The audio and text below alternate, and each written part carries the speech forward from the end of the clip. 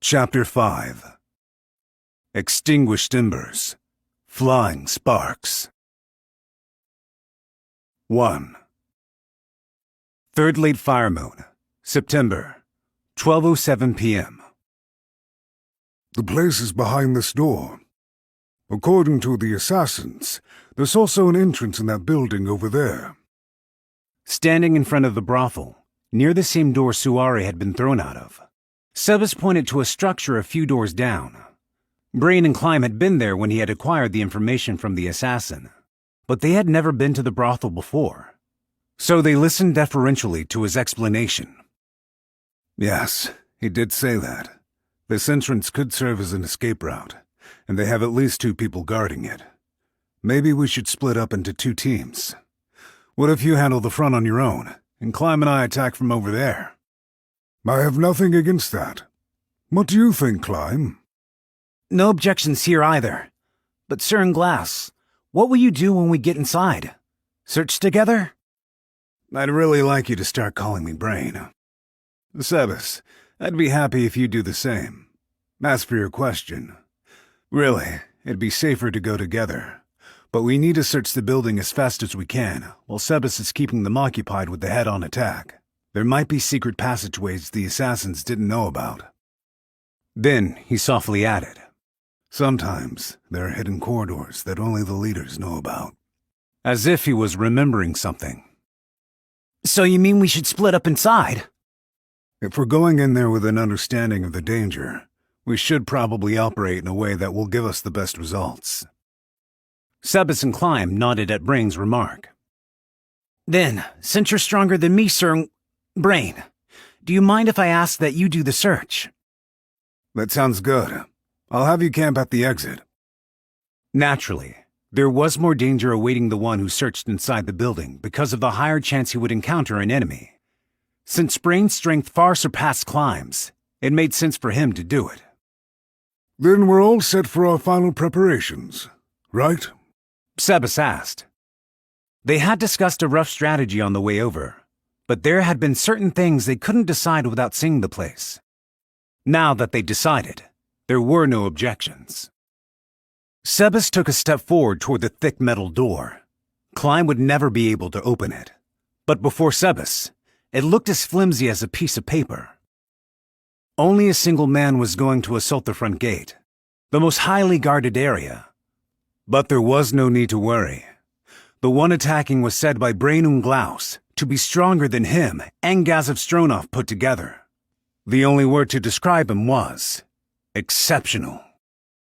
Okay then, let's go. For that entrance, according to what the man said, the sign that you're friendly is 4 knocks in a row. Not that I think you've forgotten it, but just in case. Thank you. He hadn't forgotten, but Climb thanked Sebas. Then I'll be taking prisoners to the extent possible. But if I meet resistance, I'm planning to kill without mercy. Are there any problems with that? Sebas was smiling kindly, but Climb and Brain's spines froze. It was an utterly normal approach to the situation, not wrong in any way. They both thought they'd do the same under similar circumstances. What sent the fear creeping up their backs was the sense that Sebas had a dual personality. An extremely tender gentleman and a hard-boiled warrior. Extremes of both generosity and heartlessness coexisted within him. If they let him go in without comment, it was possible he'd kill every last person in the place. Climb nervously addressed him. We should try to keep needless loss of life to a minimum. We're outnumbered, so some casualties can't be helped. But if there is anyone who seems like one of the 8 Fingers executives, could you please do everything you can to restrain them? If we can catch and interrogate them, we can reduce the harm they can cause in the future. I'm no fan of murder. It's not as if I came here to kill everyone, so never you fear. His gentle smile was a relief to Climb. Then please excuse me. Shall we get going? All right then. Let's annihilate them all at once here to buy some time. If they crushed this brothel, the thugs would stop interfering with Sebas, at least temporarily. If they were lucky enough to get a hold of top-secret documents, the Eight Fingers might put so much effort into dealing with that, they could very well forget about Suwari completely. Worst case, Sebas would buy some time and create a chance for her to escape. Or he might find some better way to handle things. There was that kind merchant who reached out to me in Irantel. I wonder if I could enlist his help. Even if Suwari recovered mentally, she would still probably be happier if she had someone she could trust. Sebas faced the thick iron door once more. Remembering how Suwari had been tossed out before, he touched the massive door of iron-plated wood. A glance was enough to tell that it wouldn't break down easily without some tools. I wonder if Klein will be all right. He didn't feel like he needed to worry about Brain and Glaus. Even if Brain fought Sakirante, Sebas felt he had a good chance of winning. But not Klein. Klein had next to none. He was the one who offered his cooperation in storming the brothel, so he was surely ready for whatever would happen. Still, Sebas thought that losing his good young life would be a waste. I'd like that sort of boy to live a long life. He voiced a thought appropriate to one who had lived a long time himself. Of course, Sebas had been created elderly, so if one counted the time between his creation and the present, he would actually be younger than Klein. I suppose it would be much better for me to be the one to dispose of Sakirante. I hope they don't run into him. Sebas prayed to the 41 Supreme Beings for Klein's safety. If Sakirante was the strongest power in this facility, there was a good chance he would attack Sebas. But if he was acting as someone's bodyguard, he might focus on protecting his charge while trying to escape. Feeling a bit anxious, Sebas grabbed the knob and turned. It moved a little, and then his hand stopped. Of course, the door of an establishment like this would be locked. I'm not very good at picking locks. No way around it. I'll have to pick it my way. Sebas murmured with chagrin and lowered his hips. He drew his right hand back, formed a striking edge with it, and held his left hand forward. It was a collected posture with a core solid as the trunk of a 1,000-year cedar. What happened next seemed impossible. His arm pierced through the iron door, through a hinge at that. No, that still wasn't all. It thrust farther and farther in, scraping along the wood and metal. The hinge gave a scream and bid farewell to the wall. Sebas casually opened the door that had lost all means of resistance. What the hell? Inside was a hallway, and at the end of it, a large bearded man stood outside a half-open door, stupid, wide-eyed, and agape. It was rusty, so I took the liberty of using a bit of force to open it. I recommend oiling your hinges. Sebas addressed the man as he closed the door. Well, it would probably be more accurate to say he stood it against the frame. As the man stood there completely stunned, Sebas moved unreservedly into the building. Hey, what's going on? What was that noise? From behind the man came other male voices. But the one looking straight at Sebas didn't respond and addressed the terrifying visitor instead. Welcome? The utterly bewildered man watched in a daze as Sebas approached him. As an employee in this sort of place, he was probably used to violence. Still, what he just witnessed was beyond the common sense he'd lived with his whole life. Ignoring his ally's questions, he smiled in an effort to appeal to Sebas. His survival instinct seemed to convince him that flattery would get him furthest. Or perhaps he was desperately trying to assure himself that Sebas was a butler in the service of one of their customers. The bearded man, cheeks twitching as he forced a grin, was not a pretty sight. Sebas smiled. It was a kind, gentle expression. But his eyes contained not the slightest hint of goodwill. Their glint was more like the mysterious, bewitching sparkle of a sword. Could you move? Please. Ba-boom! Or maybe, kabang! A stomach-turning sound. The robust, fully armed, grown man probably weighed a good 180 pounds. He flew to the side, spinning comically through the air at a speed human eyes could barely register. Then his body smashed into the wall with an impressive watery splat. The building shook as if it had been pounded by a gigantic fist. Shoot. If I killed him a bit farther in, he would have made a good barricade.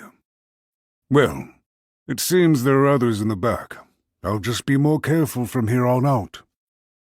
Telling himself he'd better hold back, Sebas stepped around the corpse and continued down the hall. He opened the door wide, entered the room, and scanned it with elegance. He acted less like he was invading enemy territory, and more like he was taking a stroll through an empty house. Inside were two men. They were staring speechlessly at the crimson blossom staining the side of the hallway behind him. It took but a moment for the reek of organs, their contents, and blood to mix with the room's smell of cheap booze one would never find in Nosric and create a nauseatingly unpleasant aroma. Sebas consolidated the information he'd gathered from Suare and the assassins and tried to recall the layout of the building. Suare's memories were in pieces, and she didn't remember much, but she did say the real brothel was underground. The assassins had never been below, so their information wouldn't help him past this point. He looked at the floor, but he couldn't find the stairs leading down. Perhaps they were ingeniously hidden. If he couldn't find them himself, he simply needed to ask someone who knew. Excuse me, I have a question. One of the men he'd addressed shrieked hoarsely, suggesting the option to fight was already out of his mind. That put Sebas at ease. It seemed like whenever he remembered Suare, he couldn't hold himself back and ended up doling out instant death. If they didn't want to fight, breaking both their legs would be plenty. The trembling men pressed themselves against the wall, trying to get even a little farther away from Sebas. Eyeing them emotionlessly, Sebas smiled with just his lips. Their terror intensified. The smell of ammonia filled the room. I guess I scared them a little too much. Sebas frowned. One of the men's eyes rolled, and he crumpled to the ground. The extreme stress had caused him to lose consciousness. The other man looked enviously down at him. Sebas sighed. I mentioned I had a question. Actually, I have some business down below. Could you tell me how to get there? That's... Sebas saw the fear in the man's eyes as he hesitated to betray the organization. The assassins had been the same way. It seemed they were afraid of being ejected from the organization. Recalling the behavior of the first man he'd met, the runaway he'd given money, Sebas figured that must mean death. As the man faltered, should he say it? Should he not? Sebas ended his hesitation with a single remark. There are two mouths here. I don't necessarily have to hear it from yours. The man's forehead oozed sweat, and he shuddered. It's over there! There's a trap door! Over there? Now that he knew, he saw scuffs on the floor in the area. Aha! I thank you. And now your role is done. Sebas smiled, and the man intuited the meaning behind his words. He turned pale and shivered. Still, he harbored a tiny flame of hope and put it into words. Please, don't kill me! That won't do. The room froze at the immediate reply. The man's eyes bulged, the human expression of denial in the face of something unbelievable.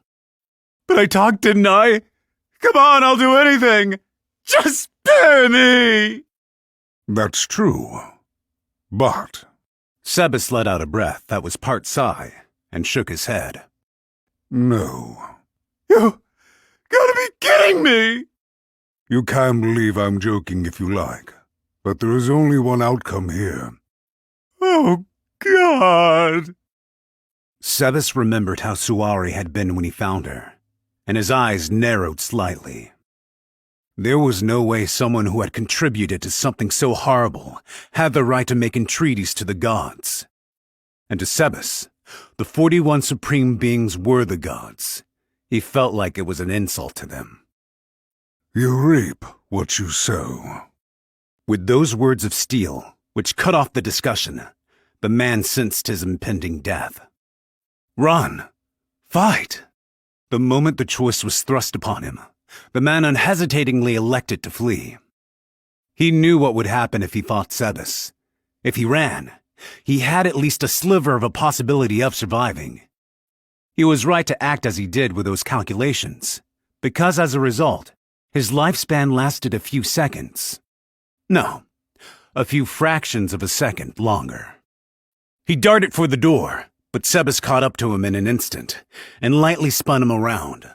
A gust of wind rushed around the man's head, and his body collapsed like a rag doll. A sphere whapped against the wall, leaving a bloody splotch, and bounced to the floor. A beat later, the man's headless neck began flooding the ground with blood. It was the technique of a god. The roundhouse aimed specifically at the man's head, and its unbelievable speed and power were awe-inspiring enough on their own. But the most horrifying part was that the shoe on the foot he'd kicked with remained spotless. Heels clicking, he approached the man who had fainted and brought a foot down on him. Together with a sound like a dead tree snapping, his body convulsed. After several spasms, it stopped moving completely. If you think back on your actions up until now, it was only logical that this would happen, don't you think? But take peace of mind from the fact that you've compensated with your life. Sebas went to collect the corpses. The bodies were mutilated in ways too horrible to behold. So, by lining them up by the stairs, he could scare anyone trying to escape this way and make them think twice. That was the deterrent Sebas had thought up for the case where he wasn't able to destroy the entrance.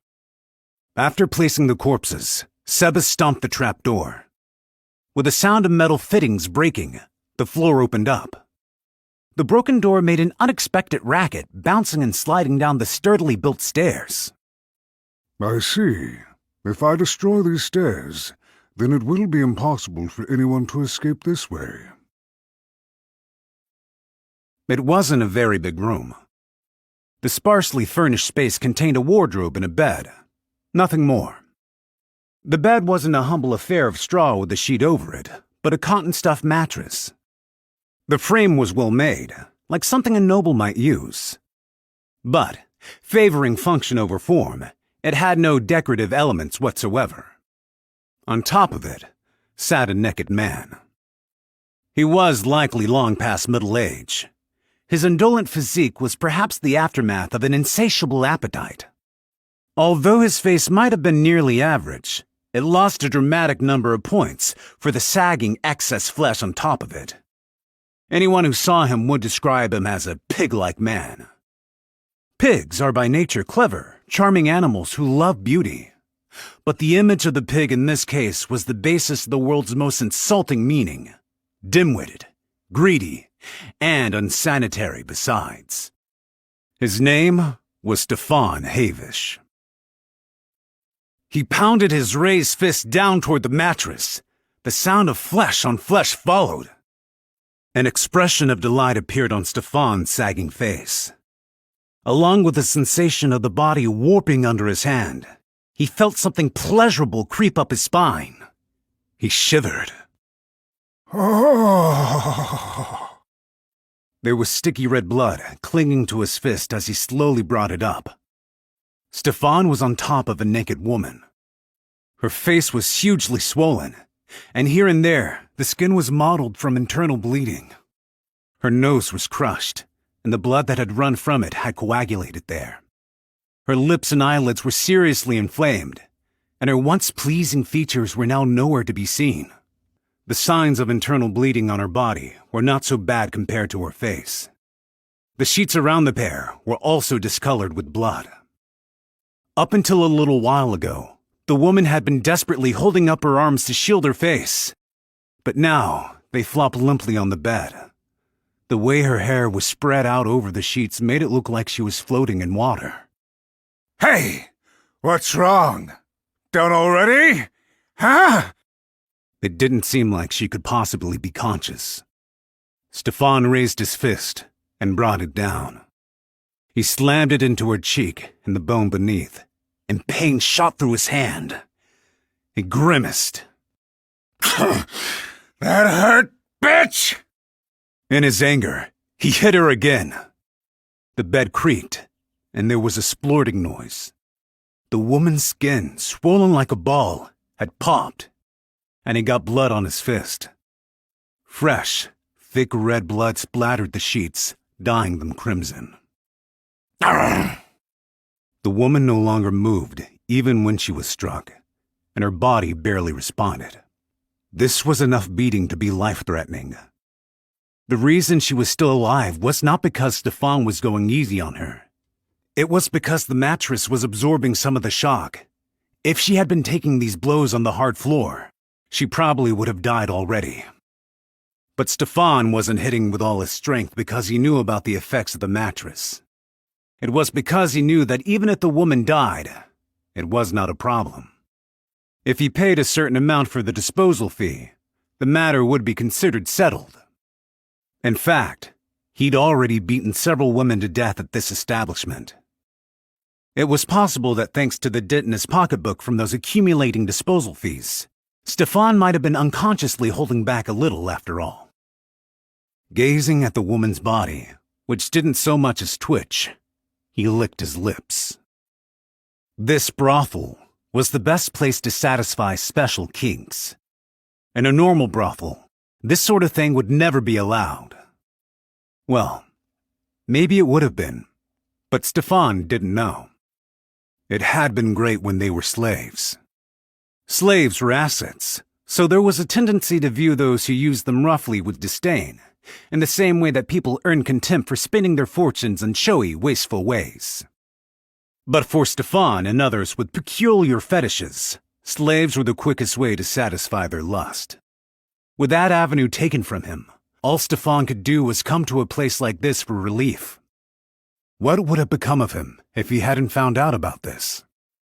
Unable to bear the desire, he probably would have committed a crime and been imprisoned. He couldn't thank the noble, his master, enough for introducing him to this brothel.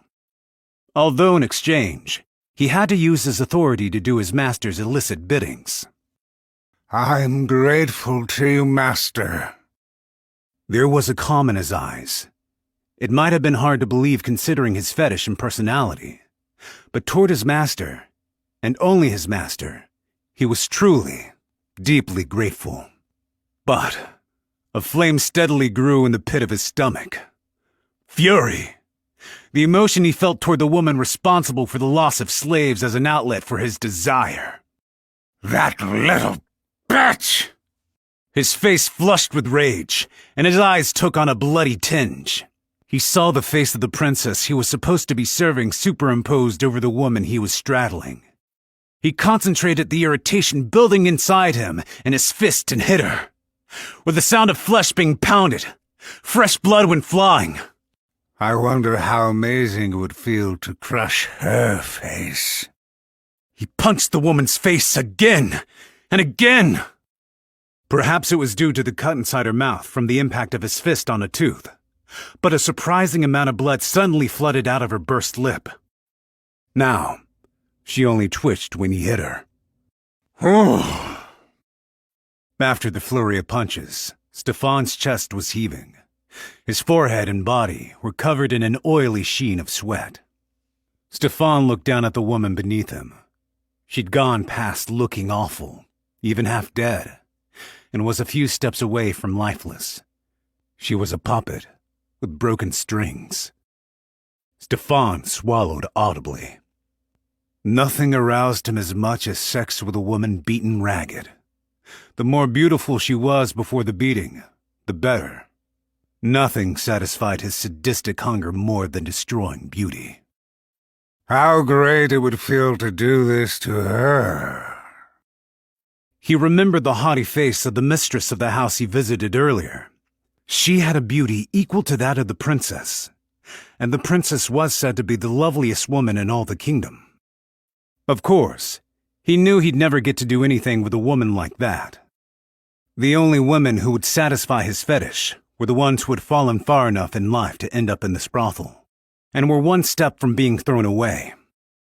For a woman that gorgeous, one hell of a noble would have to spend one hell of a fortune to buy her, and keep her locked up in his domain so word of the cell wouldn't get out. I'd like to hit a woman like that someday. Beat her to death. How fun. How satisfying that would be. Needless to say, it was an impossible dream. He glanced at the woman beneath him. Her bare breast was moving faintly up and down. Confirming that, he curled his lips into a nasty smile. He clutched at her breasts, and they deformed to extremes under his grip. She didn't react at all. She was no longer in a state where she could register even such excessive pain. The only difference between the woman beneath him and a doll at this point was that she was soft. But Stefan found this lack of resistance ever so slightly dissatisfying. Help! Forgive me! I'm sorry! Oh, stop! He heard the woman's cries again in the back of his mind. Should I have fucked her while she was still screaming? Feeling a hint of regret, Stefan continued kneading her chest. Most of the women who ended up in this brothel were mentally absent, their spirits broken. Considering that, he could say the woman he'd been with today had been on the normal side. Was she like that too? The woman he recalled was Suare. He didn't want to know the fate of the man who'd let her get away had met, but he couldn't hold back the sneer that came over his face when he thought of the butler he'd met at the mansion earlier. The woman had been fucked by any number of men, possibly even some women and non-humans. How could she possibly be worth protecting? It was all he could do not to burst out laughing at how that butler had seemed ready to shell out several hundred gold pieces for her. Now that I think of it, that runaway screamed nicely, too. He shifted through his memories and recalled her shrieks. Yes, she'd been fairly normal for someone he'd been with at this brothel. Stefan grinned and moved to satisfy his animal desire. He grabbed the woman's legs and spread them wide. He could see the bones in them. They were so thin, and his hands could wrap completely around them. He shifted himself into the space of her gaping nether regions. Then, he grasped his member, now hard with desire, and he heard a click, and the door slowly opened. The hell? When Stefan looked toward the door, there was an old man he'd seen somewhere before. He realized immediately who it was. The butler from that mansion. The old man, Sebas, strode casually into the room, his steps clicking against the floor. His movements were so natural, Stefan was speechless. What is the butler from that mansion doing here? Why is he coming into this room? Faced with a situation he could not account for, his mind went blank. Sebas stood next to Stefan. After glancing at the woman beneath him, he fixed him with a cold gaze. You like hitting? Huh? The strange atmosphere compelled Stefan to stand up and move to grab his clothes. But Sebas went into action faster than he could. There was a smack, and Stefan's field of vision lurched violently.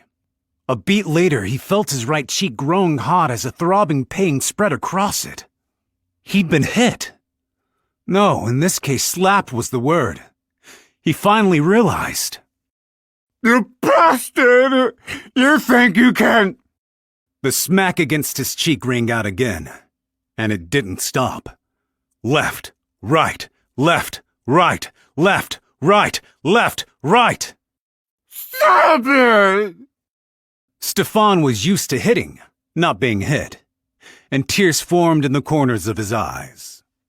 He brought both hands up to guard his face as he retreated. Both his cheeks were flushed with stinging pain. You bastard! You think you can get away with this? Talking made his red, swollen cheeks hurt. I can't. Of course not! You idiot! Do you know who I am? Merely a fool. Easily closing the distance Stefan had created, Sebas created the same sound from his cheek. Smack! Stop it! Please stop! Stefan shielded his cheeks like a child being beaten by a parent. He liked violence, but the people he'd been hitting had always been helpless. Sebas may have looked like an old man, but Stefan was too scared to hit him. He couldn't strike anyone unless he was absolutely sure they wouldn't strike back. Perhaps having inferred as much, Sebas seemed to lose interest in him and turned to the woman. This is simply awful. Stefan slipped past Sebas as he stood next to the woman. Idiot! His mind was feverish. What a foolish old man. I'm going to call everyone in this building, and they'll teach him a lesson. He's not going to get off easy after doing all this to me. I'll give him a good dose of fear and suffering. In the back of his mind was the butler's master, that beautiful woman. A subordinate's failure is the master's responsibility. I'll have both master and servant take responsibility for this pain. I'll make them understand exactly who he hit. His flabby stomach jiggled up and down as he jumped out the door. Somebody! Is somebody there? He shouted at the top of his lungs. If he screamed, some employee or another should have come immediately. But that expectation was betrayed. He realized it when he went into the corridor. It was completely silent. Not a soul was there. Stefan, stark naked, glanced around anxiously. The peculiar atmosphere in the corridor, the silence, terrified him. There were doors to either side, but it was only natural that no one would come out of those. The rooms of this establishment, for people with peculiar, or even dangerous fetishes, were completely soundproof. But there was no way the employees couldn't hear him. When he'd been led to the room earlier, he'd seen a number of them. They were all hardy, well-built men who Sebas's old body would be no match for. Why aren't you coming? Because they're either dead or unconscious. A quiet voice responded to Stefan's scream. Flustered, he turned around and saw Sebas standing there with a calm expression. It seems like there are a few people in the back, but most of them are asleep. That can't be! There's loads of people! There were 3 people who appeared to be employees upstairs, 10 downstairs. Then there were 7 others like you. What is this guy going on about? Stefan's expression asked as he stared at Sebas. In any case, there's no one in the vicinity who is able to come to your rescue. Even if the employees had regained consciousness, I crushed their legs and snapped their arms. All they can do is crawl around like inchworms. Stefan's face registered his surprise. What Sebas was saying shouldn't have been possible, but the oddly quiet atmosphere in the building told him it was true. Now then, I don't feel any need to leave you alive. I'll have you die here. He didn't draw a blade or hold up any other weapon. Nothing like that. He approached silently at a leisurely pace. Those utterly normal movements frightened Stefan. It dawned on him that Sebas was serious about killing him. Wait! Let's make a deal! You won't regret it! It's hard to make out what you're saying. A deal I won't regret, you say? I see. I have no interest in that. Why are you doing this? There is no reason for this to be happening to me. Why should I have to be killed? Finally, Stefan's thoughts on the matter reached Sebas.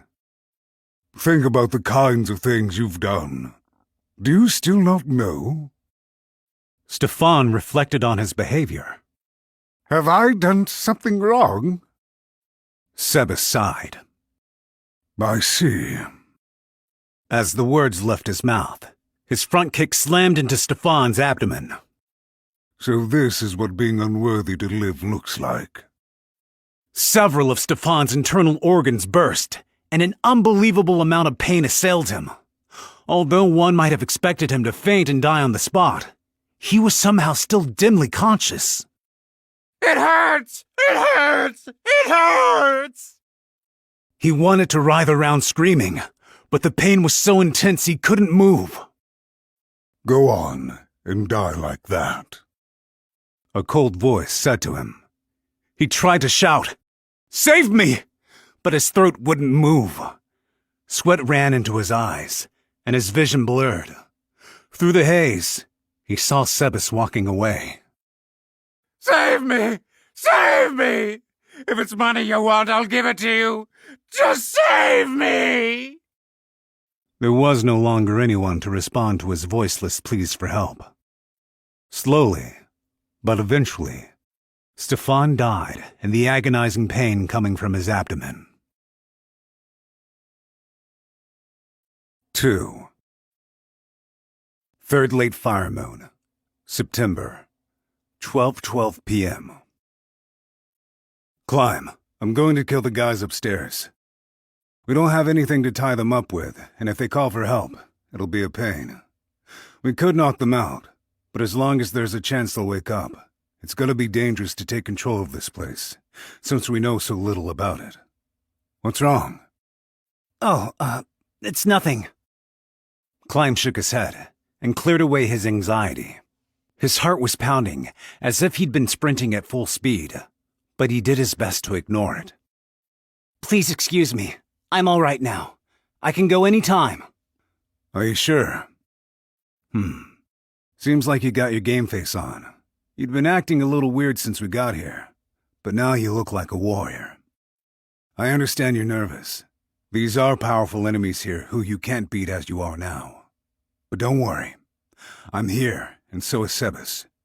You focus on surviving, for the one who keeps you going. Brain gave Climb a hard pat on the shoulder and, blade already in hand, knocked 4 times on the door. Climb gripped his sword tightly. They heard someone clomping over and the sound of locks turning. 3 of them.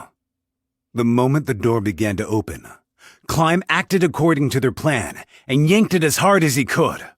Brain rushed the man faster than he could raise a puzzled shout. Climb heard the sound of flesh being severed and the thudding of something crumpling to the ground. He jumped in a moment later. Ahead of him, Brain was cutting down their second opponent. There was one other man in the room with a short sword and leather armor. Climb closed the distance between them in one swoop. What's with you, you little shit? The man panicked and tried to stab Climb with a short sword, but Climb parried it easily. Then he brought his sword down from overhead in one swift motion. The man tried to block it with the short blade, but it certainly was not going to take the weight of Climb's entire body in that heavy blow. Climb's sword knocked away his opponent's weapon, sliced into his shoulder, and came out near the base of his neck. As the fallen men groaned in pain, a profusion of blood spread across the floor. So much that one might wonder where it had all come from. The body jerked and twitched before lying still in death. Judging it to be a fatal blow, Climb kept his momentum and forged ahead into the room while still on guard. There were no enemies lurking to bring their swords down on him. He heard Brain racing up the stairs to the second floor behind him. All that was in the room was commonplace furniture. After confirming that, Climb ran into the next room. 1 minute later, having inspected their respective floors and determined there was no other enemies, Climb and Brain met up at the entrance. I took a look around the first floor, but I didn't get a sense anyone was there. The same for the second floor. There wasn't even any beds, so no one spends the night here. There must be a secret passageway to the place where people sleep. Did you find it? I doubt it would be on the second floor, but... Nah, I didn't see anything that looked like a trapdoor. But if what you said is right, then it's down here. Climb and Brain exchanged glances and then examined the room. Climb didn't have any thief skills, so he couldn't discover a hidden door by glancing around. If he'd had a fine powder like flour and some time to thoroughly search, he could have found the door by sprinkling it around and blowing. The powder would have collected in the door's crack and made it easier to find, but he didn't have any powder, and he didn't have any time to scatter it. So he took some magic items from his pochette. They were small handbells he'd received from Gagarin of the Blue Roses. It's dangerous to go adventuring without a thief, but sometimes you just have to. At times like those, having these will make a big difference, she'd said to him. He considered the pictures drawn on the outer surfaces of the 3 bells, and chose the one he needed. It was called the Bell of Secret Door Detection. As Brain watched him with intense interest, he rang it once. A clear tone audible to only the owner of the item echoed throughout the room. Responding to the bell, one corner of the floor began to glow a pale blue. It blinked as if to say, "Here's the trap door." Wow, that's a handy item. Everything I have is for making me stronger or to use in combat. Isn't that normal for a warrior, though? A warrior. Clyde moved away from Brain and his wry grin, remembered the location of the reaction, and took a spin around the rest of the room. The effect of the item's magic lasted only a set amount of time. He needed to investigate as thoroughly as possible before it wore off. He circled the area, but there was nothing besides the first spot. All they had to do now was open the trapdoor and sneak inside. But Clyde squinted at it. Then he sighed and took his bells back out. This time, he chose one with a different picture on it and rang it like the other one. The tone was similar to the first's, but different. The bell of trap removal. He was being very careful. Clyde didn't have the ability to detect and disable traps, nor did he have any means to escape one were he to get caught. If they'd had a caster with them, they could treat him if he got hit with paralysis or poison, but he and Brain were only 2 warriors. Clyde once heard that there was a martial art that granted temporary immunity to poison, but he didn't know it, and he didn't have an antidote. He had to consider himself out of commission if he got a bad status. A case like that called for using a magic item without hesitation, even if it could be used only a limited number of times per day. There came a heavy clunk from behind the trapdoor. Clyde stuck his sword in the door's gap and pried it open. One big corner of the wooden floor came up and clapped down onto the other side. There was a crossbow attached to the underside of the door, the tip of its quarrel shone in the light, reflecting it in a strange way different from the way plain metal would. Clyde changed positions and stared at the crossbow. A highly viscous liquid was slathered on the tip of the bolt. It was almost certainly poisoned. If they had carelessly opened the door, they'd have been shot with poison. Exhaling with a bit of relief, Clyde tried to see if he could take the crossbow off the door. Unfortunately, it was attached pretty well, and he would have needed tools to remove it. Giving up on that, he peered past the door. A fairly steep staircase led down, but he couldn't see where, due to the angle. The stairs and their surroundings were solidly built out of stone. So what are you going to do?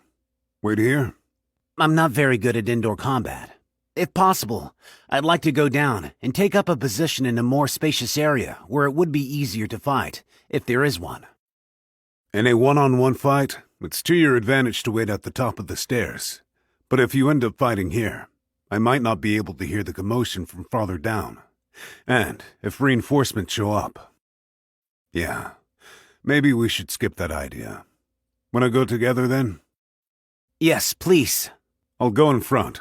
Follow me, but keep a little distance. Understood. And about that item I used to remove the trap. I can use it up to 3 times per day, but not in a row. I have to leave 30 minutes before I can use it again, so we can't rely on it. Gotcha. We'll be as careful as possible. If you notice anything, let me know. With that, Brain stepped down into the staircase. Clyde followed behind him. Brain descended step by step, tapping each one with his katana first, just in case.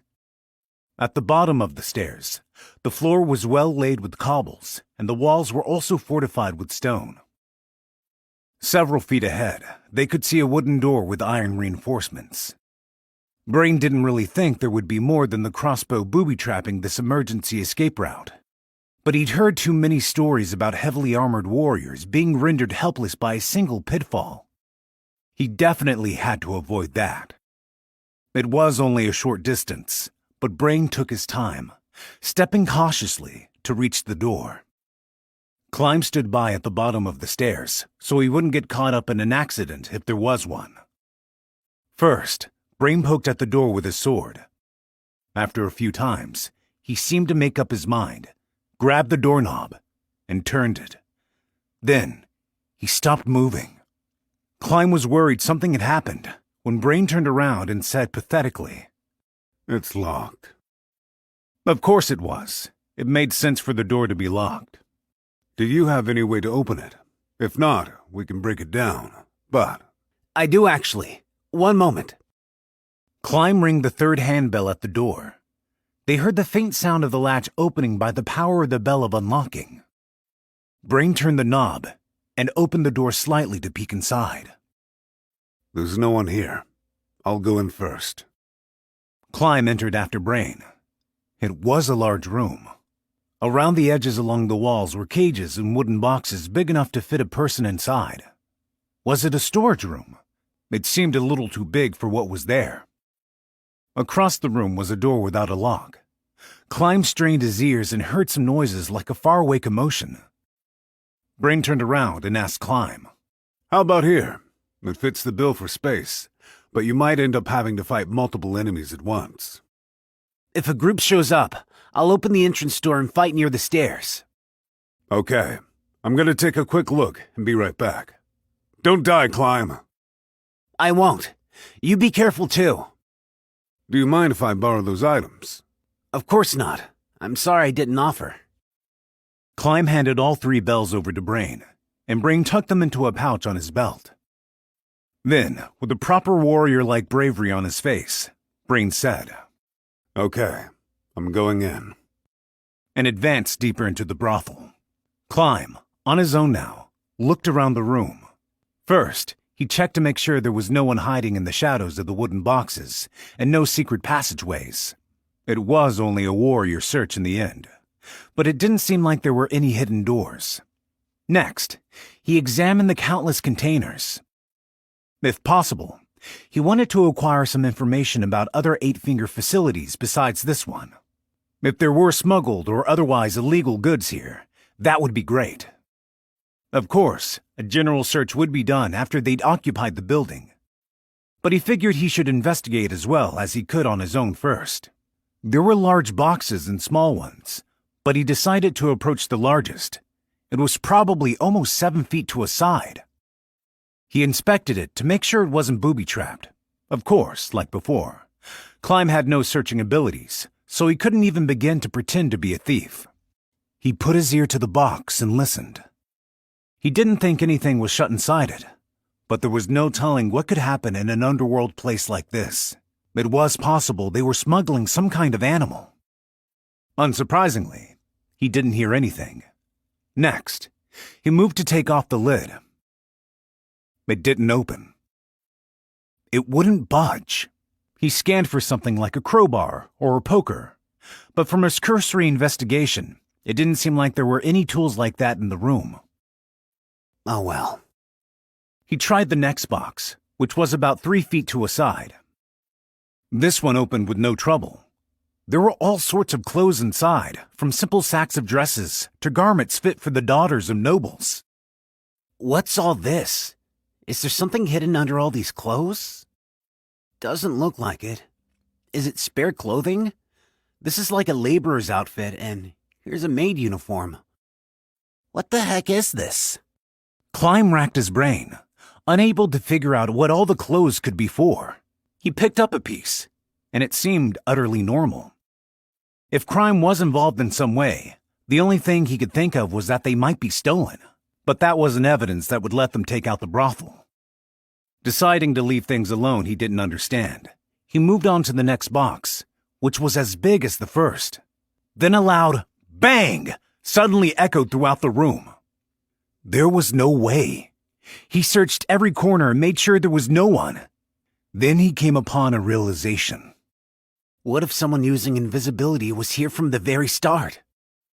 Climb shivered at the thought and whirled to face the direction the noise had come from. The unopened 7-foot box. One side was flush against the wall, the side opposite that had come off. The exposed contents were not cargo, but 2 men. In the back was a tunnel. What should have been a wall was actually a hole. The wooden box, of course, connected to a secret passageway. Klein blinked furiously in genuine surprise as the 2 men came out. An unpleasant sweat ran down his back. One of the men fit Sebas's description perfectly. His name was Sakirante. He was their biggest obstacle in this infiltration mission, as well as their prime candidate for capture. One of the 6 arms, who were equivalent to adamantite rank adventurers. Grasping a drawn blade, the enemy Klein had no chance of defeating, narrowed his eyes, and said, We knew from alarm there was an invader, so we came through the secret passageway specifically to not bump into them. I guess we should have made some other way out. Well, there's nothing we can do about it now. The man behind him answered in a high-pitched voice. I've seen this kid somewhere before. Considering our circumstances, I'm going to be angry if you tell me you slept with him. Oh, come on, Sakirante. That couldn't be it. But I do believe he's little pet of the female who pisses me off more than any other in the world. Oh, so he serves the princess. Sakirante flicked his eyes over Klein from top to bottom, as if he were lapping him up. The eyes of the man behind him were filled with unsettling lust, but Sakirante was estimating Klein's strength as a warrior, or, perhaps, like a snake, trying to judge whether this prey would fit in his mouth. The man in back licked his lips and said to Sakirante, I want to take him with us. What do you think? A chill went up Klein's spine, and he felt a twinge in his anus. This guy's... It'll cost extra. Disregarding Klein's mental screams, Sakirante turned to face him. There had never been any openings, but now Klein was beset by the feeling he was facing a solid fortress. Sakirante took a purposeful stride forward. Klein took a step back from the encroaching pressure. Perhaps this was obvious, but a fight between 2 clearly different powers never lasted very long. Still, Klein would have to make it happen. If I maintain a defensive posture and focus all my efforts on blocking, I should be able to buy time till one of the others get here. But there was something he had to do first. He took a deep breath.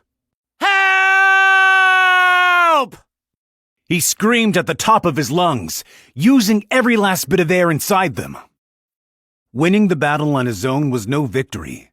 Victory meant capturing both these men. Or, to put it another way, losing either of these powerful men and their presumably ample intelligence ultimately meant a loss. So what reason could there be for hesitating to call for help? Sakirante's face grew stern. The scream gave his opponents an urgent need to finish the battle in a short amount of time. It was extremely likely that they'd pull out the big guns. Klein continued observing their every movement. Cocador, it seems it will be a bit troublesome to bring him with us. We need to settle this before he gets back up. Huh? You're one of the 6 arms, aren't you? You can't even knock out one little brat. The title Illusion Maniac weeps. Well, if you're going to put it that way, I'll do what I can. But please remember that as long as you escape, we win. Klein continued to stare down Sakirante, trying to figure out why he was called Illusion Maniac. He wouldn't have a nickname that had nothing to do with his abilities. So if Klein could figure out the reason for this nickname, he might get a clue about what kind of abilities he could use. Unfortunately, there was nothing he could learn from his appearance or equipment. He knew he was at a disadvantage, but he roared to encourage himself. I'm protecting this door with my life. As long as I'm still standing, neither of you will leave this room. We'll know if that's true or not soon enough, when you're shamefully flat on the floor. Sakirante slowly brought his sword up. Huh? Klein did a double take, because the sword flickered. It wasn't some kind of trick. The strange phenomenon ended right away. But he definitely hadn't been seeing things. It must be some kind of martial art. Perhaps it had something to do with being an illusion maniac. In that case, he was probably already using some kind of power. Climb wasn't off his guard, but he did need to bring it up a notch.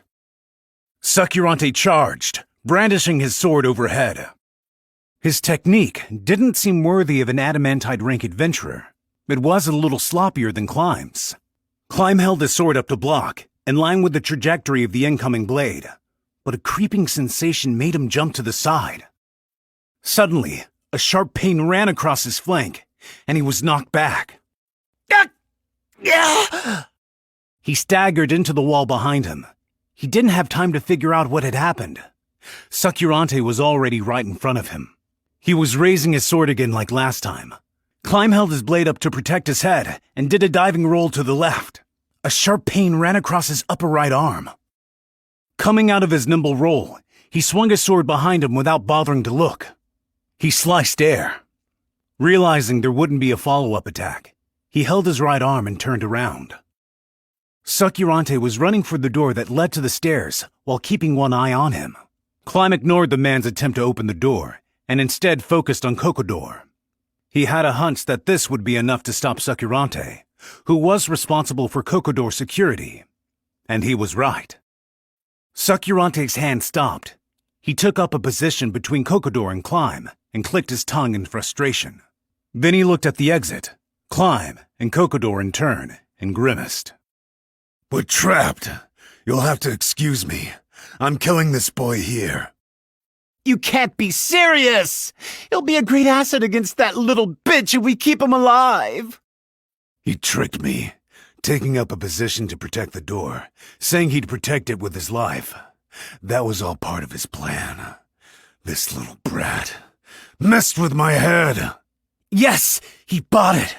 So I guess they don't know what's going on outside this room. Now they can't run. With only one escort, it was a bad plan to run while Climb was still alive and able to fight. And if Climb had friends upstairs, they'd be caught in between.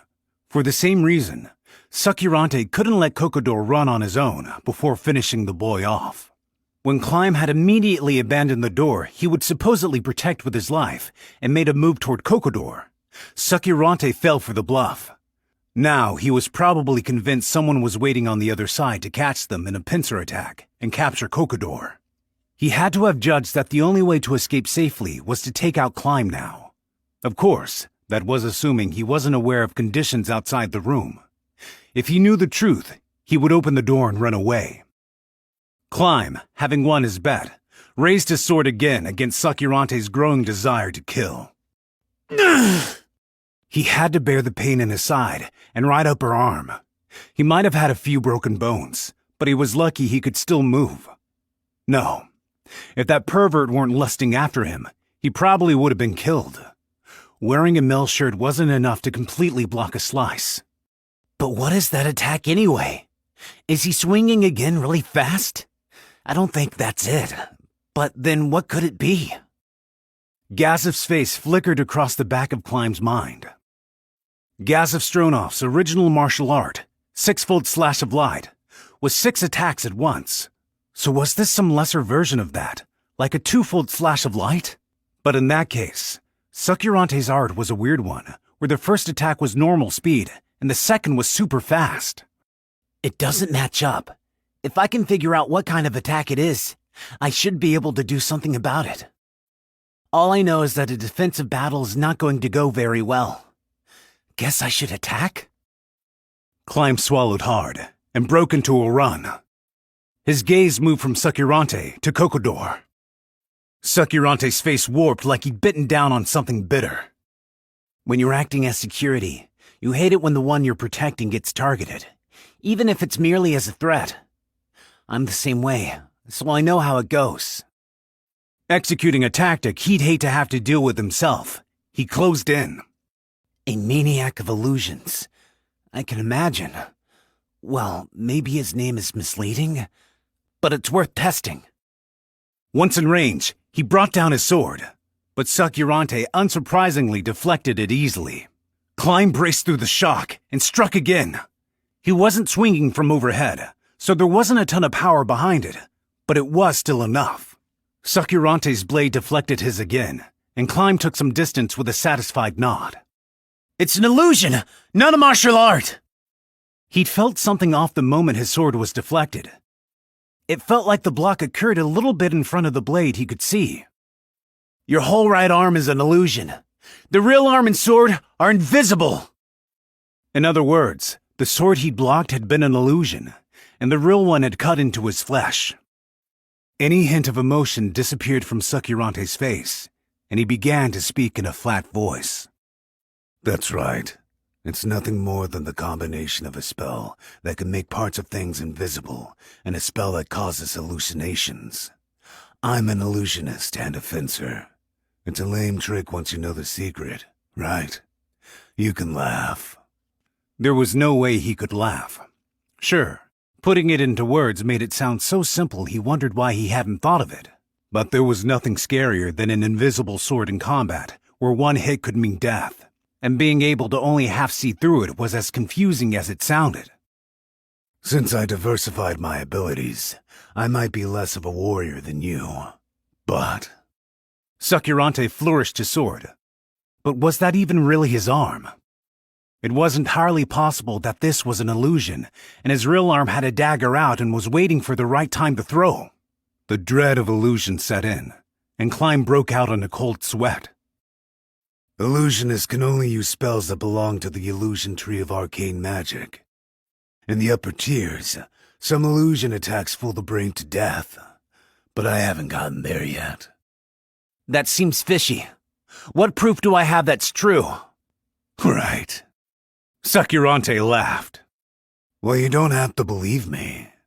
Anyhow, what was I trying to say? Oh yeah, because of that, I can't cast strengthening spells on myself, and I can't cast weakening spells on you. But, can you tell the difference between illusion and reality? As he finished speaking, Sakurante split into multiple Sakurantes. Multiple vision! One would think the real one was in the center, but there was no guarantee of that. Why did I give time to a caster? It was Climb's goal to buy time, but giving a caster leeway to cast support spells was too dangerous. Climb screamed a battle cry, used an art to boost his abilities and perception, and closed the gap between him and Sakurante all at once. Scintillating scotoma! Yeah! It was like a part of his field of vision had gone missing. However, the effect disappeared immediately. Apparently, he had successfully resisted the spell. Charging forward, he swung his sword to mow down all the Sakurantes at once, but only one of them was in range. To get them all, he'd have to be fighting at extremely close quarters. Climb wouldn't be able to get enough momentum behind the blade at that distance. The unlucky Sakurante fell to the side in halves, but no blood spurted out, and the sword moved smoothly through him. Better luck next time. A chill slithered up from Climb's bowels. It was suddenly hot near his throat. He brought his left hand up to protect the hot area. A sharp pain coursed through his hand, and he felt the awful sensation of fresh blood soaking his clothes. If he hadn't sensed the killing urge, if he had hesitated to sacrifice his hand, his throat would have been slashed. Relieved to be alive, he gritted his teeth against the pain and swept his blade sideways. Again, it met no resistance and slashed only air. It can't go on like this. Realizing that, Climb switched arts and used evasion as he backed away. His field of vision contained the two remaining Sakurantes raising their swords at the same time. Knowing that both blades were illusions, he focused all his attention in his ears. The mail shirt he was wearing and the beating of his heart made a racket. Right now, the only things he wanted to hear were the sounds of the man in front of him. No. No. There! It was definitely not the sound of a sword being brought down. The faint sound of something slicing through wind was approaching his face from an empty space in front of him. He rushed to turn his head, and along with a searing sensation that streaked across his cheek, he felt his flesh being painfully torn off. A hot liquid flowed down his cheek and ran down his neck. There's a 50% chance! Spitting the blood that had welled up in his mouth, Climb bet all he had on a single attack. Because he'd used it as a shield earlier, his left arm was pure agony from the wrist down. It was possible the nerves had been severed, so he wasn't even sure his fingers would work right. Still, if he could line them up, he could grip the hilt of his sword. An explosion of pain coursed through him, and he grit his teeth. But his left hand moved and gripped the hilt. The limb probably felt swollen only because of the excruciating injury. He grasped his sword tightly with both hands, mustered all the strength he could find, and brought the blade down from overhead. Blood spurted. He felt the blade cut into something hard, and the sticky red sprayed up like a fountain. It seemed he'd nailed the real one this time. Apparently, he had hit a vital point, and Sakirante thudded to the floor. Climb couldn't believe he'd won against someone said to be adamantite equivalent, but it was definitely true that the man was lying on the floor. He suppressed the joy welling up inside him and returned Cocodor's stare. It didn't seem like he had the will to run away. Perhaps because Climb had relaxed a bit. The pain in his cheek and left hand was enough to make him feel sick. I can't quite call this victory. Taking Sakirante prisoner would have been best, but it had been impossible for him. Still, if he could capture a man escaping with the protection and assistance of the Six Arms, they should be able to get plenty of intelligence. As he stepped forward to capture him, Climb felt something was off in the man's expression. He seemed too composed. Why? At that moment, a searing sensation ripped through his abdomen. The tension drained from his body all at once, leaving him limp as a puppet. His vision went black for a moment, and when he came to, he was on the floor. He couldn't understand what had happened. A pain filled his abdomen, like a burning iron rod had been shoved into his stomach, and he exhaled roughly. All he could see was the floor, but then a pair of legs entered his field of vision. Unfortunately for you, I can't let you win. Climb strained to look up, and what he saw was a nearly unscathed Sakirante. Fuck sleep. It's an illusion for after you get injured. That hurt. You probably thought you'd finish me off, right? His finger traced a straight line across his chest. It was the path Climb's sword had followed. Climb's breath was coming short and rough. He could feel the blood flowing from his abdomen, soaking into his male shirt and clothes. I'm going to die. Pain was tearing at his consciousness, but he frantically held on before he lost it. If I black out, I'll die for sure. But even if he stayed conscious, it was only a matter of time, and the probability Sakirante would finish him off was extremely high. He'd done battle with a man on par with an adamantite rank adventurer. He'd probably even put up a good fight. There was nothing left to do now but give up. It meant the gap in their strength was indisputable. But he couldn't give up. There was no way he could give up. Climb clenched his teeth so hard it seemed like they would break. He couldn't stand to allow someone to die, or die himself without Renair's permission.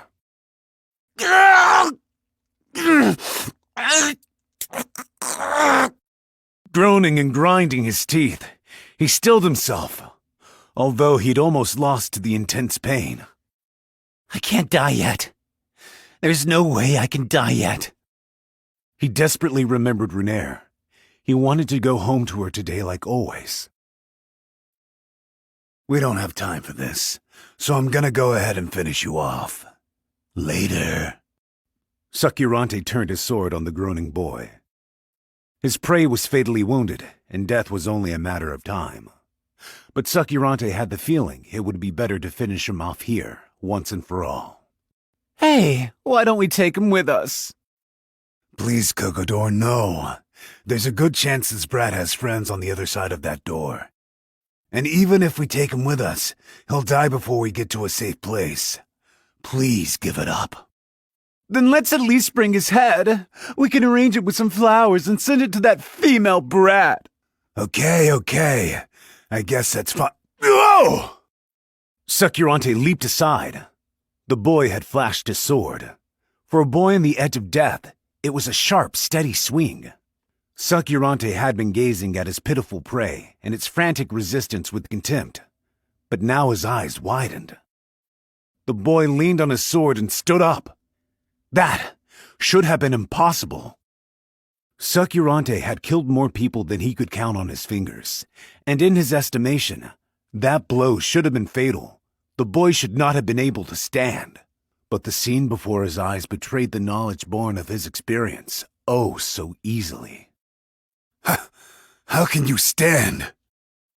He felt sick to his stomach. The boy was practically an undead. Before his pale face and the long string of drool hanging down from it, Sakurante could only think he had ceased to be human.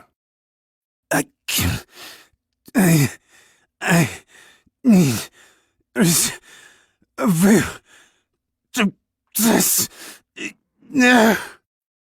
Faced with those strangely twinkling eyes, Sakurante caught his breath for a moment. He was afraid. He was frightened of this boy who had done the impossible. The boy staggered, and Sakurante returned to himself. What washed over him at that moment was shame. He couldn't believe he, one of the 6 arms, had been afraid of a lesser opponent. You half-dead trash! Die already! Sakurante charged. He was sure the boy would die if he stabbed him. But he was taking him too lightly. Certainly, the gap between them was overwhelmingly obvious. However, Sakurante was an illusionist and a fencer, while Klein was a warrior. In terms of pure combat ability, Klein was no weaker than Sakurante, more than a match for him, in fact. It was only because of magic that Klein was at a disadvantage. Without magic protection, Sakurante was the weaker of the two. His blade descended with a roar, followed by a shrill clang. The reason it had been possible to block the boy's overhead swing was because his movements on the brink of death were sluggish. A cold sweat ran down Sakurante's face. His opponent was nearly dead. That thought had distracted him, clouded his vision. But now his eyes popped open. As a fencer, he trained to evade opponents' attacks. The reason he blocked the boy's strike with his sword was because it was that extraordinary. That was not the attack of a person on the verge of death. Those words flitted across Sakurante's mind in his panic. No, his sword is actually moving faster than when he wasn't hurt. What the heck? What's with this kid? He was standing in another realm of combat. It wasn't impossible, but Sakurante had never seen someone like that in real life. It felt more like something had come undone. What's going on? Are you using a magic item? A martial art? His voice was distraught. He was concerned, unsure who was superior anymore. What had happened to Climb? It's simple. Thanks to Sebas's training, his sense of self-preservation was confused. His determination to live overlapped with the death he'd seen before him in Sebas's training, and his brain's limiter had come off in the same way as then to unleash hysterical strength. The training had consisted of being shown only one move, but without it, he would have died here and now, helpless. A hard blow sent Sakurante flying. The shock of slamming into the floor traveled through his back and rocked his stomach. His orichalcum mel shirt absorbed some of the impact, but even so, the wind was knocked from his lungs, and he couldn't breathe for a moment. What happened? As the one who'd received the blow, Sakurante couldn't understand, but to Kokodor, who was standing to the side, it was obvious. He'd been kicked. The moment his overhead swing had been blocked, the boy had unleashed a kick at Sakurante. Still not sure what had happened, Sakurante hurried to his feet. For fencers, who pride themselves on their agility, lying on the ground was the same as being in the jaws of death. Shit! This kid uses his feet. That's not very soldierly. If he would fight by the rules! Sakurante whined with a click of his tongue as he rolled and rushed to steady himself. This wasn't the fighting cultivated by soldier training. This sturdy style made this feel like a battle with an adventurer, so he couldn't underestimate him. Sakirante began to feel anxious. He thought at first that it'd been an easy win, that he'd be able to kill this little brat no problem, but now he felt that confidence ebbing. Now on his feet, he saw the dangerous-seeming boy slowly crumple to the ground and held his breath.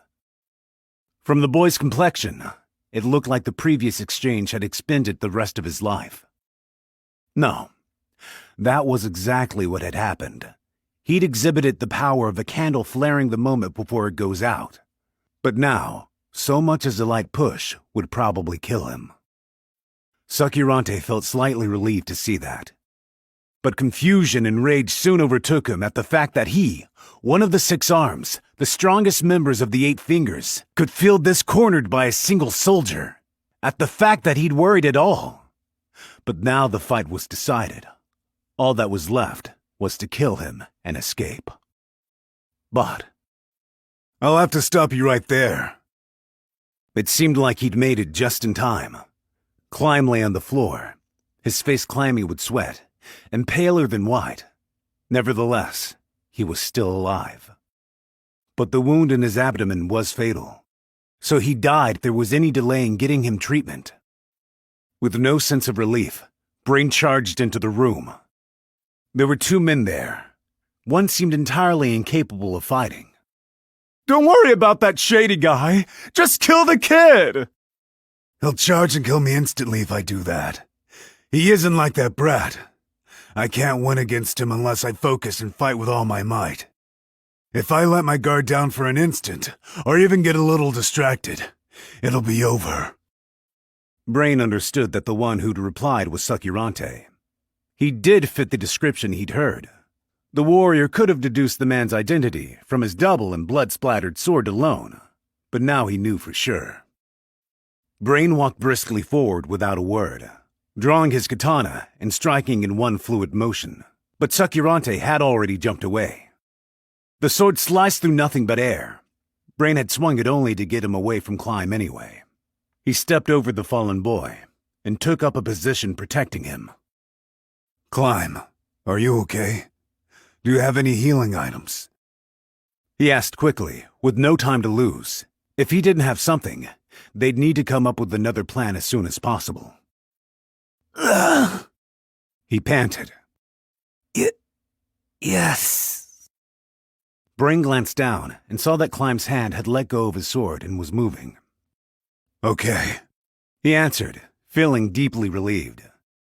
Then, he turned a severe stare on Sakirante. Starting now, I'm your opponent. I'll be taking revenge for him. Given the katana, I guess I shouldn't be surprised you'd be so confident. Those rarely find their way this far north. I've never even heard of one in the kingdom. Can I ask your name? Brain didn't feel like answering. He and Climb had the same objective. They were comrades. With Climb half dead, how could he answer a question like that as if nothing had happened? Brain suddenly wondered to himself. Was I always like this? Hadn't he abandoned everything besides growing stronger with the sword? He cocked his head slightly and laughed to himself. Oh, I see. His heart, his dreams, his goals, his livelihood, his very way of life, it had all been broken by the monster, Shaltir Bloodfallen. The boy called Climb must have wedged himself into those cracks the moment he'd earned Brain's admiration for being able to withstand the mysterious Sebas's brutal intent to kill, when Brain himself couldn't, despite being weaker. He'd seen the brilliance of this young soldier who had something he did not. He stood in front of Climb and exchanged glares with Sakirante. Can I get Climb to see the same thing in me as I saw in him that time? His old self would have burst out laughing, saying, You've gone soft. He used to think that bearing the burden of another made a warrior weak. He thought warriors needed to be sharp, but now he understood. This is another way to live. I get it, Gazif, but I may never make it to where you are. Did you not hear me? How about I ask you again? What's your name? Sorry, I don't think it'll matter if I tell you. But sure, I'll answer. I'm Brain Unglaus. Succurante's eyes opened wide. What? The Brain Unglaus? No way! That's him! He's not impersonating him! No, Cocodor. There's no doubt about it. A valuable weapon shows a warrior's rank.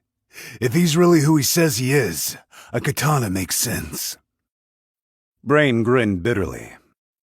The fact that most of the people I've met today know who I am might have made my old self happy. But now I can't really say I care. Succurante's smile of goodwill confused him, but his questions were cleared up immediately. Hey, Unglaus! Why don't we quit fighting? A man of your caliber should be one of us. How about it? Want to join? I'm sure you'd be able to be one of the 6 arms. I can tell you're that strong by looking at you. You're the same as us. You want power, right? I can see it in your eyes. Well, you're not wrong. In that case, the 8 Fingers isn't a bad gig. For people with strength, it's the best place to be. You can even get your hands on powerful magic items. Check out my Orichalcum mail shirt, my mithril sword, my rings, my clothes, my boots. They're all magic. So, Brain Unglaus, join us. Be one of the 6 arms with me. Is that all? Sounds lame. Succurante's face froze at Brain's unbelievably cold, insulting answer. What? You didn't hear me? I said that a bunch of guys with nothing but strength doesn't sound like such a great group. You bastard! If that's what you think, then you must not be so tough either. You're right. I don't think I'm strong. Not someone like me who's seen a real monster. Brain took pity on the frog sitting comfortably in his well, thinking he was powerful, and gave him a genuinely compassionate warning. And that goes for you too. We may be about equal, which is why I'll warn you. We're not that great at all. Brain turned to check over his shoulder on Climb, who had just finished drinking a potion. And I've learned something. Strength for someone else's sake surpasses the strength of one alone. Brain smiled, but it was a friendly, pleasant smile. Maybe it's only sunk in a little, but I know. I have no idea what you're talking about. It's too bad, Unglaus. I can't believe I have to kill the genius swordsman who once gave Stronov a run for his money. I wonder if you can really kill me, swinging your sword only for yourself. Yeah, I can. I can kill you without breaking a sweat. I'm gonna kill you, and then I'm gonna kill that brat lying on the floor. I'm not playing anymore, and I'm not holding back. I'm going all out. Without taking his eyes off Succurante, who had begun casting a spell, he cautioned Climb when he sensed movement behind him. Don't move, Climb. You're not fully healed, right? The movement stopped. Brain smiled and, with the same surprise he'd felt at himself earlier, said, Leave the rest to me. Thanks. Brain smiled instead of responding, and sheathed his sword. As he lowered his hips, he flipped his sword and sheath upside down. Please be careful. Succurante uses illusions. Not everything you see will be real. That does make him a tricky opponent. But that's fine. Brain silently, motionlessly watched Succurante. At some point, 5 images of him had appeared. Not only that, they appeared to contain magic sparks, shrouded in something like mantles of shadow. He had no idea what kind of spells those were. Thanks for the prep time. Give a caster a little time and they can become even stronger than a warrior. Your defeat is certain, Unglaus. Yeah, don't mention it. Now that I talked with my friend here, I know for sure that I'm not gonna lose. Shut your mouth! You didn't move because you're protecting that brat? How nice of you. He heard Climb shift on the floor. The boy must have felt bad for giving their enemy time to cast, and that was why Brain announced, loud enough for Climb to hear. 1 hit. What? I said, I'm finishing this in 1 hit, Succurante. Just try it! Sucurante charged at Brain with his afterimages trailing behind him.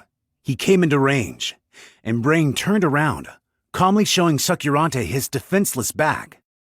Then, at a godly speed, he attacked over Climb, drawing his sword with a flash into space where there was no one. There was a crash, and the walls shook. Climb from the floor, and Cocodor turned toward the source of the noise. It was Sucurante. His body was on the ground, not so much as twitching. His sword lay nearby.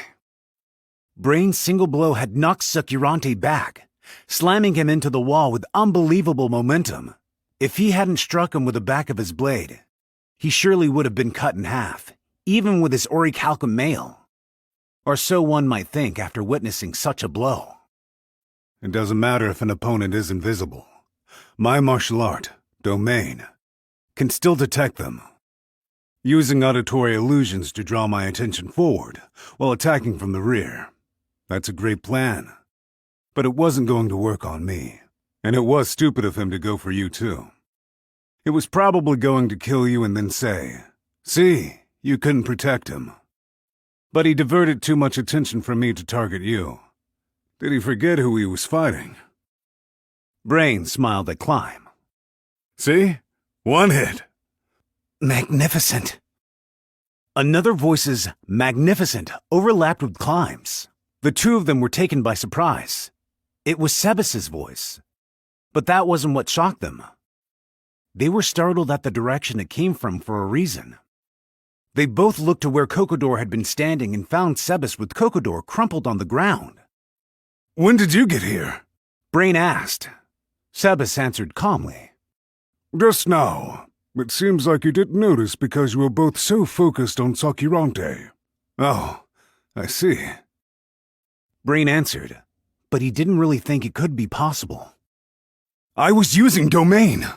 It covers a small area, but if he ran in a straight line in front of me, he should have been in it. But I didn't detect him. The only one who could move like that so far was Shaltir Bloodfallen. I thought so when I felt that killing intent before. But is he on that monster's level? Who is this guy? I went ahead and saved all the prisoners. Also, apologies to Climb, but several people put up quite a bit of resistance, so I was forced to kill them. Please forgive me, but I guess I should heal him before I say all that. Sebas went over to put his hand to Climb's abdomen. It was only for a moment. He'd barely touched him when he was already pulling away. But the effects were dramatic. Even with the potion, Climb's face had been pale, but color returned immediately. You healed me. So you're a priest? No, I didn't heal you with the power of the gods. I poured chi into you. A monk? I see. That makes sense. Now Brain understood why Sebas didn't have any armor or weapons, and he gave him an affirming smile. What are you two planning on doing now? I've come this far. I'll stay with you till this is finished. Well, first I'm going to run to a guardhouse, explain what happened here, and see if we can get some soldiers to help us. I'd like you to hold the fort down here while I do that, but it's possible that reinforcements from the Eight Fingers will come. That sounds fine to me, but could you leave me out of your explanation? I originally came to this country for business, so I'd rather not poke my head any further into its underworld. It's fine to mention me if you want.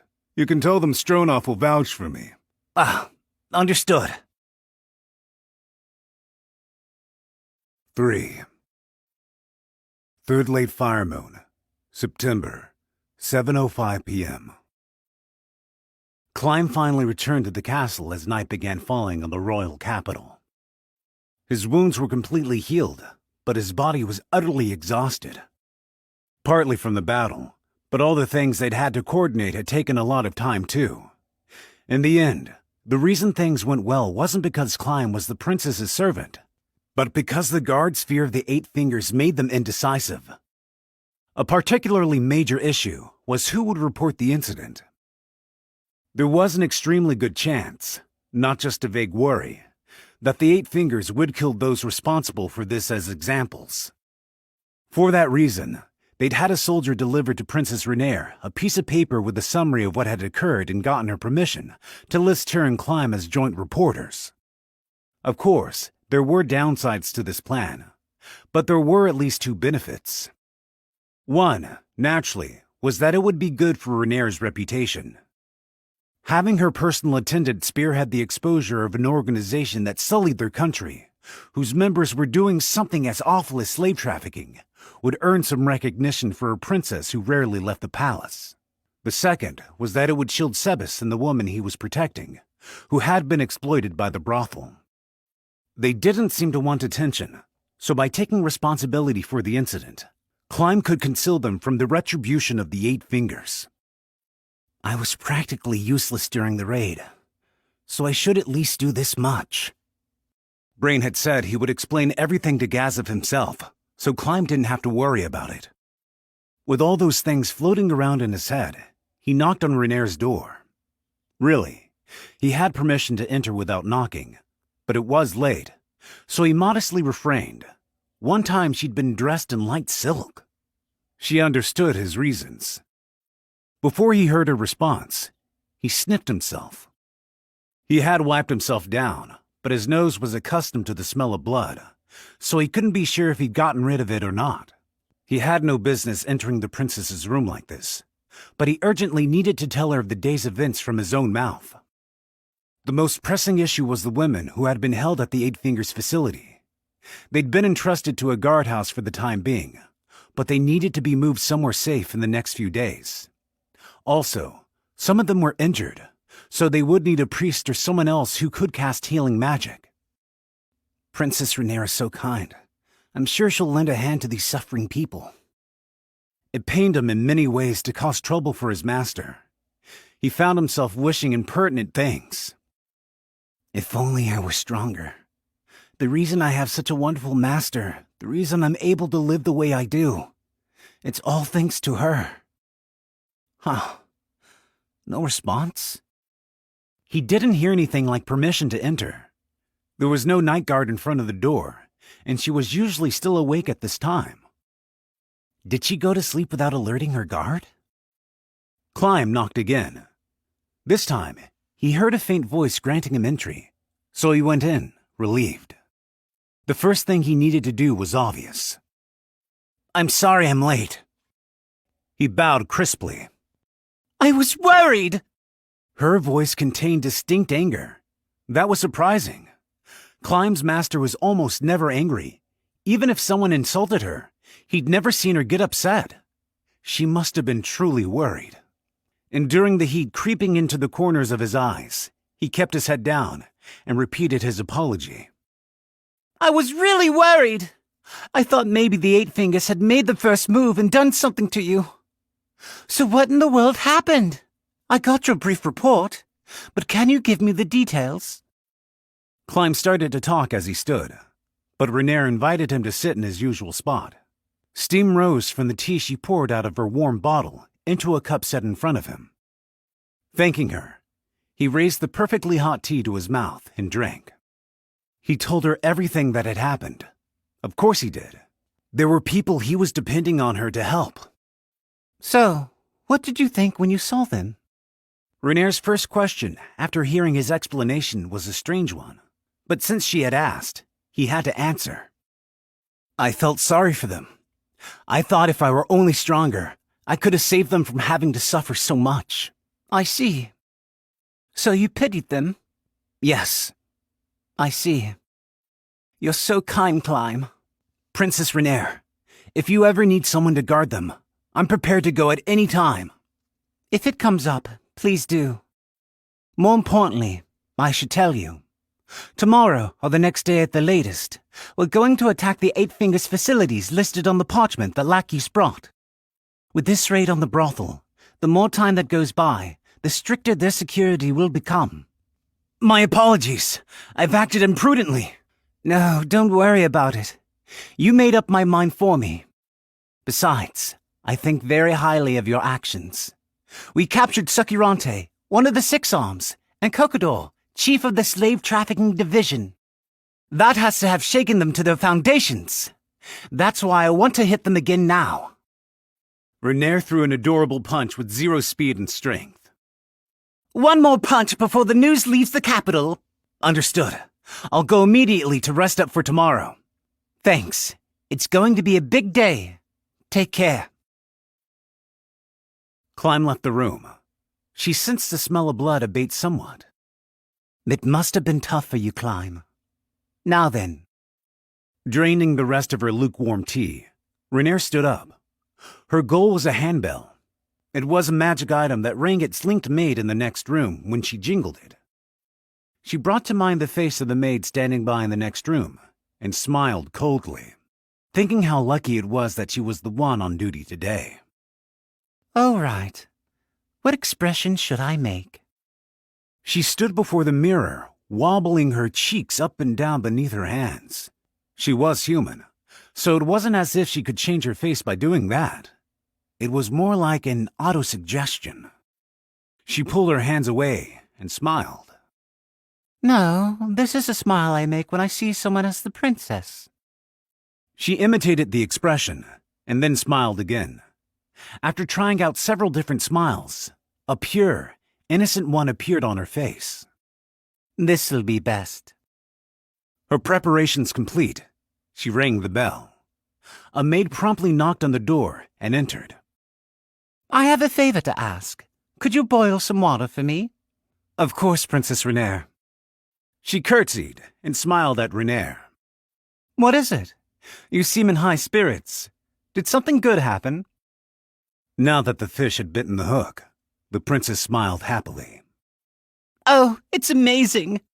Climb's done the most amazing thing.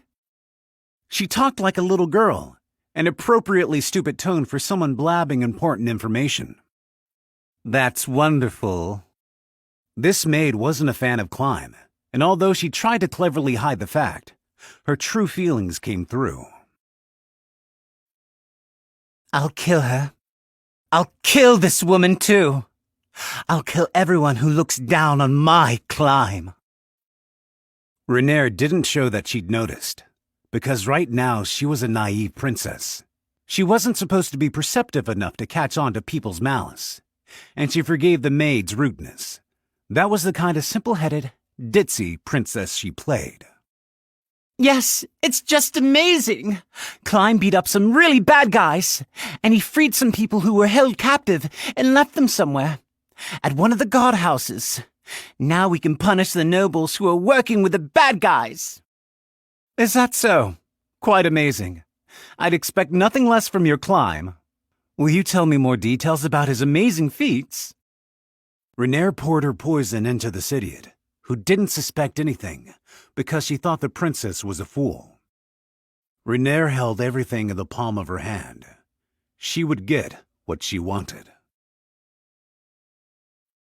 Third late fire moon, September, 10:10 p.m.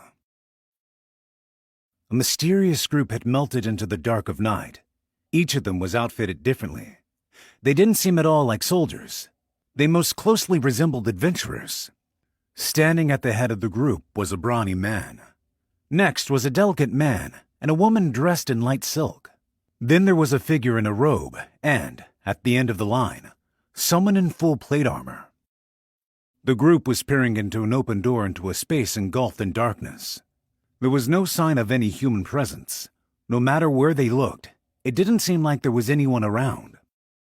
That was strange. Certainly, all the goods inside and the brothel had been carried out and taken to a guardhouse. But just because there was nothing left inside didn't mean there shouldn't be someone on lookout. And near the entrance on the empty street, they could see the fire of the night watch burning brightly. The reason there was no one around regardless was because they had used their authority to keep the soldiers away temporarily.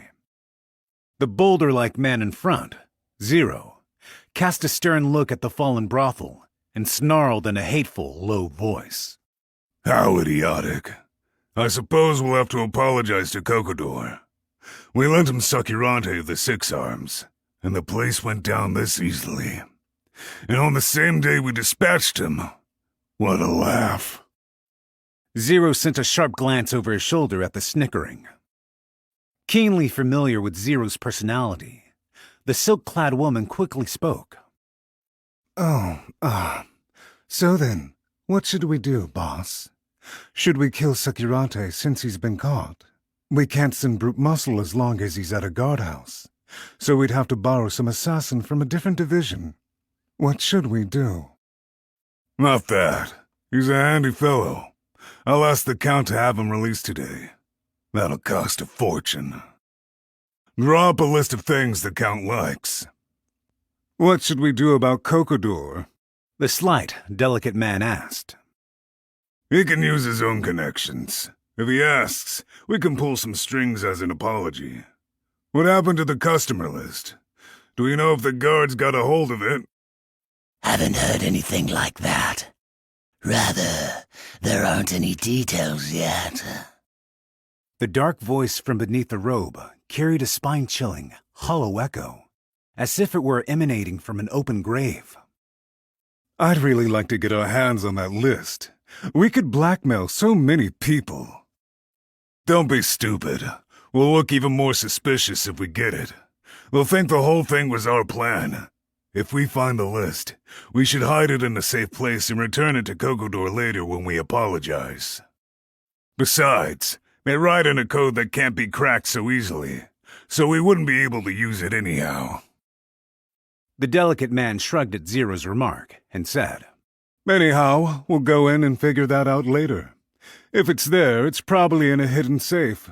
Still, this is crazy. How did they make this hole? Doesn't seem like a weapon. Magic. A fist. Everyone's eyes gathered on Zero. He repeated himself. A fist? What a guy. Don't be stupid. This is nothing. Zero interrupted the woman's admiring words, steadied his breath, and struck at the door with his hand. His fist pierced the iron as if it were ripping through paper. He slowly withdrew it to reveal a hole like the one Sebas had made. The delicate man opened his mouth in astonishment.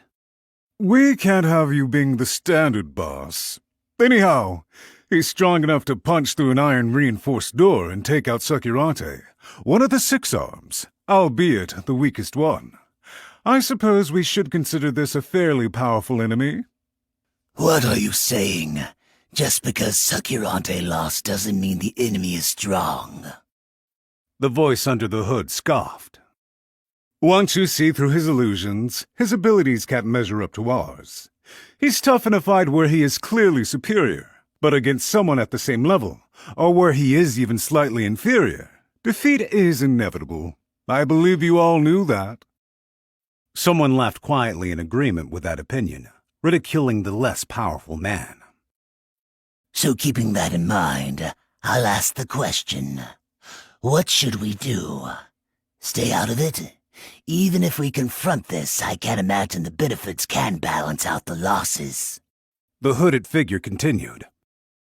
Don't be stupid.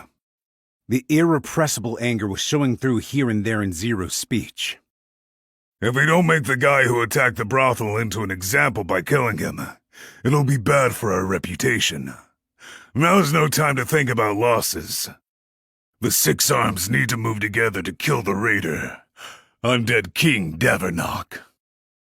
The figure in the robe thrust out a hand. The hand, which was not that of a living thing, contained an orb that gave off a strange aura representing the owner's emotions. Spacer Slash Pishurian. The figure in full plate armor, who had been silent up until now, pounded his fist against his chest with a violent clang. Dancing scimitars. Edstrom. The woman dressed in light silk gave an elegant bow, and the golden bangles on her arms jangled. 1,000 kills. Momvist. The delicate man clicked his heels together. And me, Fighting Ogre, Zero. Everyone around Zero nodded in agreement, or maybe understanding. First, let's spell out Sakirante and the other captives, and get info from them. Once that's done, get together some guys who can perform torture. We'll show the raiders what the hell this world can be. We'll make them regret the foolish things they've done. Third late fire moon, September, 5:42 p.m. By the time Sebas finished everything and returned to the mansion, the sun was already going down. Klein will protect women who are being held captive. Sakirante and the place's manager have been arrested. Things are probably a mess on their end, so perhaps we've bought some time. So what to do about Suare? He thought it would be best to take her somewhere safe, but as far as he knew, no such place existed. Sebas was worrying about all these things when he reached the mansion. His hand stopped as he went to open the door. Someone was standing immediately behind it. The presence was Solutions, but he couldn't tell why she was right inside. Some kind of emergency? With some trepidation, Sebas opened the door. What he found was so unexpected, he froze. "Welcome back, Master Sebas." It was Solution in her maid uniform. A chill went up Sebas's spine. She was supposed to be acting the part of a merchant's daughter. A human who knew nothing, Suare, was in the house, and she was wearing her maid uniform. That meant either she didn't need to act anymore, or there was some reason she needed to wear her maid uniform. In the former case, it meant something had happened to Suare. In the latter, "Master Sebas, Lord Ainz is waiting for you inside." Registering what Solution's quiet voice had said, Sebas's heart skipped a beat. Sebas wasn't faced before a powerful enemy or a guardian rank being, but a visit from his master made him nervous. Why? His tongue tangled on the word. Solution only looked at him. "Master Sebas, Lord Ainz is waiting." Her attitude told him she had nothing else to say, and he followed after her. His footsteps were as heavy as those of a man being led to the guillotine.